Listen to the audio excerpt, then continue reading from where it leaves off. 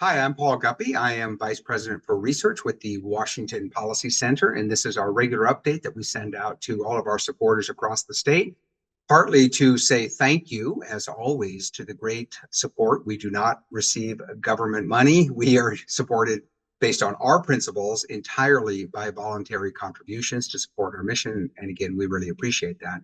It also gives us the strength and courage to be independent of what is going on in politics or with the government. So there is no way that people in our opponents in politics, for example, or in the legislature, can threaten to cut off our funding or come after us in any way. And it's our great supporters across the state that make that possible. And that's the reason for this update. And I'll just dive into our current events that we're doing right now.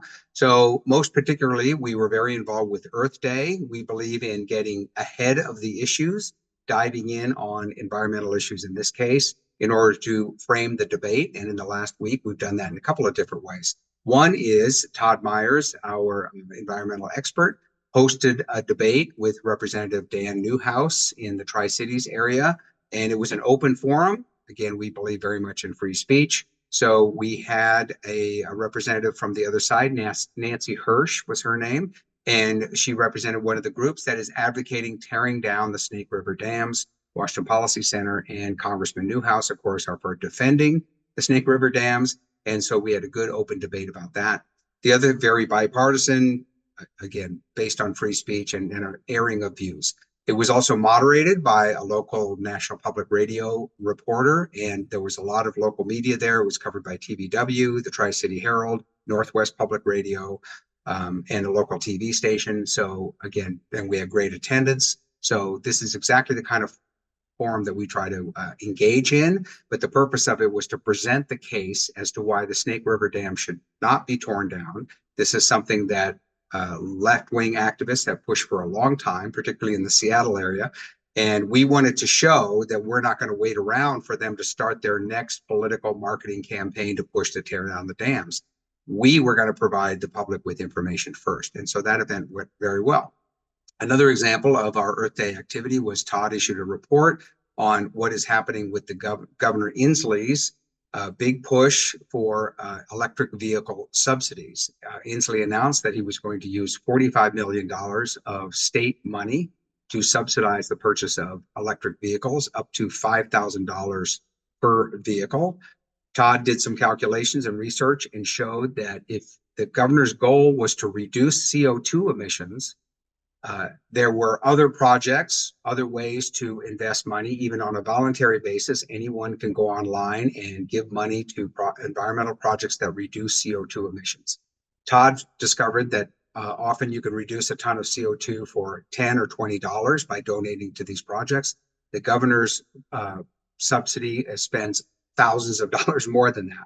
So his calculations showed that it would be Inslee's program is similar to buying a $6 latte for over $1,100. In other words, a complete waste of public money, and also showing that in the private market, there are other ways that people can contribute to reduce CO2 emissions, if that's important, fight global warming and climate change, or anything else that helps the environment. The private voluntary way is much more effective. So, and that comes at a time when there's some national news from the Ford Motor Company has announced that their electric vehicle division, which sold over 10,000 units in the first 3 months of this year, lost $132,000 for every electric vehicle that they showed. And they have a first quarter loss in their electric vehicle division of $1.3 billion. Now, automotive companies plan for the future. They have years of investment and research in this. Ford says that they are going to turn this around, but I think it shows that electric vehicles are not necessarily popular with the public, at least not at the levels that are being pushed by the government. Our view, of course, is if people like electric vehicles and they want to buy them, it works for you. Absolutely. In the marketplace, buy one. But for the government to try to be twisting things is not only a waste of public money, but it's also attempting to coerce people into making decisions that they wouldn't otherwise make. Next issue is education reform. Lee Finna, who of course is very engaged in this, not just at the state level, but Lee is known as a policy expert and is engaged with national trends. That's very helpful to us here in Washington because Washington State is hardly on the leading edge of education reform. Leave likes to point out that we're not progressive on education, we're regressive, lagging behind the rest of the country. This was a pattern that we followed in getting charter schools enacted in our state. We showed that 41 other states already had charter schools. It's not controversial. The data shows that they work, and we now have charter schools here. That's a major victory. The next step Leave has been following is school choice. Her research shows that over 30 states are now offering various forms of school choice to families. Most of those programs are limited to a certain number of students or families per year. But the other encouraging trend that she has noticed is that in just the last 3 years, 11 of those 30 states that I mentioned have enacted universal school choice. And this is a common sense principle that tells families you can gain access to your public education dollars to help your child, but actually directing your child's education is up to you. You choose the certified school, the resource, tutoring, school supplies are all selected by the parents, enrolling in a particular program that works for their child, and then the state education money to which the children are entitled follows the child to that program.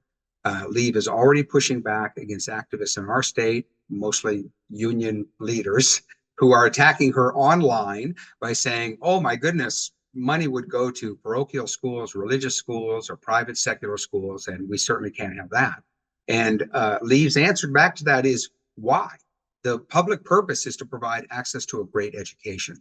The universal school choice programs that she's looked at, which are based on either vouchers or education savings accounts controlled by the parents, are all directed towards qualified, certified education programs. The recipients can't use the money for anything, and they can't use it for a school or a program that's not approved by the state. After that certification process is done, the parents are in the driver's seat. And this is the principle that seems to drive the left crazy. So Leave has been pushing back on that.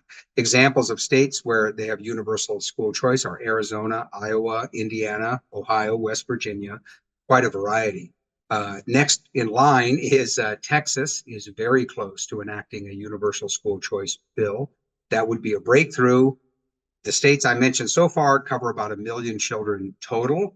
If Texas enacts school choice, it would cover 5.3 million children in one jump. And I think that would show that, like charter schools, like other reforms, there's nothing scary about school choice, and putting parents in the driver's seat is a good idea. By the way, Leave also points out that even in states where choice is available, the majority of parents still like their local public school, and that's where they go. It's not as if everyone abandons the public system. And Leave also responds to attacks on social media regularly. She's pretty tough, and she doesn't get discouraged, and she always comes back with facts and data to respond to people's criticisms. After that, rather than running through a number of issues, and I think most of our supporters are familiar with healthcare, small business issues, budget, and taxes, we're still working on those. But rather than going through those kind of details, I thought that this time I would hit on some of our presence in the media, and I'm going to run through some examples here, but this is just over the last few weeks. Our experts have appeared in the media in Washington State in the following examples. So, for example, Pam had a guest op-ed in the Seattle Times on disappearing farms and supporting agriculture in Eastern Washington. We think this is important because urban audiences don't hear enough from rural communities. And so that was a great guest op-ed that she wrote. We also had a guest op-ed in the Spokesman Review on the initiative regarding the long-term care tax repeal, which is coming up in November for voters. Our own Donald appeared in National Review with a commentary about net neutrality and the Biden administration's new rules regulating the internet. So that's a national publication. I am going to be on the Seattle channel later this week talking about ballot initiatives. I've also been on KUOW's Week in Review show. Again, information about initiatives and other issues around the Seattle area. Todd has been on the Lars Larson show on radio talking about Inslee's use of public funds in a campaign against carbon tax repeal.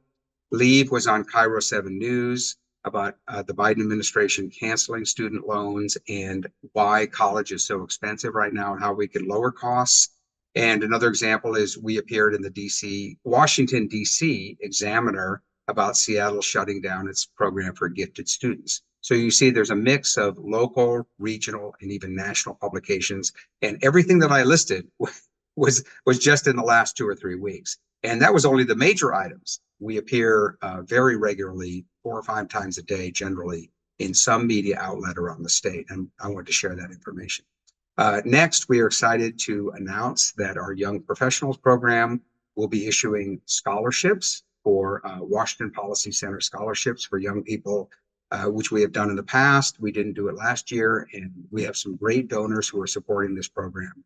And the way we're going to work it is we will issue 2 scholarships, one to a student in Eastern Washington and another in a student to Western Washington. And each scholarship is $5,000. So we're looking for some great applications for that program. And then looking down the road, we have another forum coming up in Spokane Valley Regional Center on May 2nd. We will be hosting a State of the Free Market forum with Liev and Todd and Mark Harmsworth on our staff presenting to an audience there.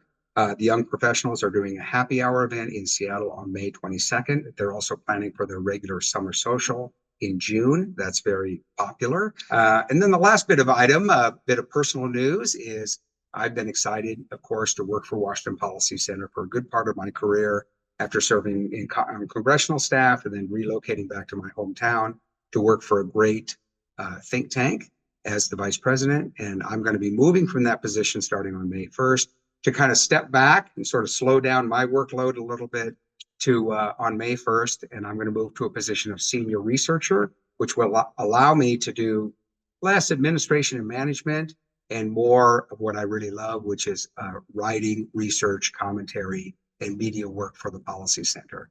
And that means that Todd Myers will be stepping up to the vice president position, and he and I are working on a transition right now. So I wanted to let our supporters know about that. I'm excited about staying engaged and just moving to a slightly different role where I can really work on issues and research more, and that's really my passion. So with that, I'll wrap it up, and I will talk to you again next time.